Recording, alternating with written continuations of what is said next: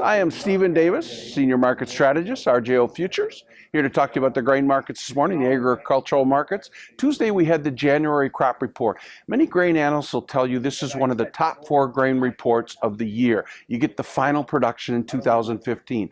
Typically, big crops get bigger, but not in 2015. The USDA lowered the yield on corn, so everybody, traders a lot, short these grain markets. We rallied back. Many times these markets go in days of 3. So Tuesday was the report. Tuesday, Wednesday, Thursday, we've kind of run the gamut here of a short covering from this USDA January report. A bright spot for corn is ethanol exports. And this was an industry that did not exist 7 years ago. I like that. So China, India, 2 gigantic, huge population nations are buying ethanol and cleaning up the smog in their air. So there's a good story there. We'll keep talking about that. Soybeans. The charts on soybeans look pretty good in here. Now we're down 9 cents today as we speak. So in the short term, it technically kind of takes the shine off. But if soybeans can close above some of these moving averages, the 100-day moving average, for example, March soybeans 882,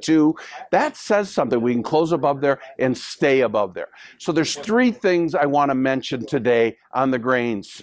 Number 1, huge managed short position. Number 2, El Nino to La Nino, this weather cycles that we're going to. And number 3, demand. Demand is the key in here. So, and there's some uncertainty in demand, and markets do not like uncertainty. So hence, like China, they bought more U.S. soybeans in December, the 2nd biggest month ever. And traders, analysts are saying China cannot continue this pace of purchases of U.S. soybeans. So very interesting there. As we make this transition in the weather cycle, El Nino, very well documented. We know what to expect. La Nina, we don't really know what to expect. So a lot of analysts are talking about hot, dry scenario this spring and summer, and traders will be quick to jump on this bandwagon if it is hot and dry. Now this weather is maybe mid-April, so a little farther out here going forward. The Chinese, these fundamentals in here, they're getting a little bit stale, and so outside markets are going to drive the grain markets, China, crude oil, things like that.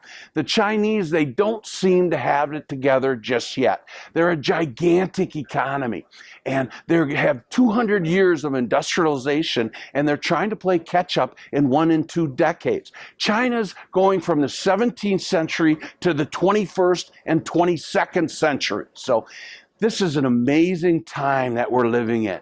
This is the best time of life, and it's getting better each passing day as technology drives even the most opaque industries like farming. We're closed on Monday. Let's have an excellent weekend. Thank you. On futures may involve substantial risk and may not be suitable for all investors.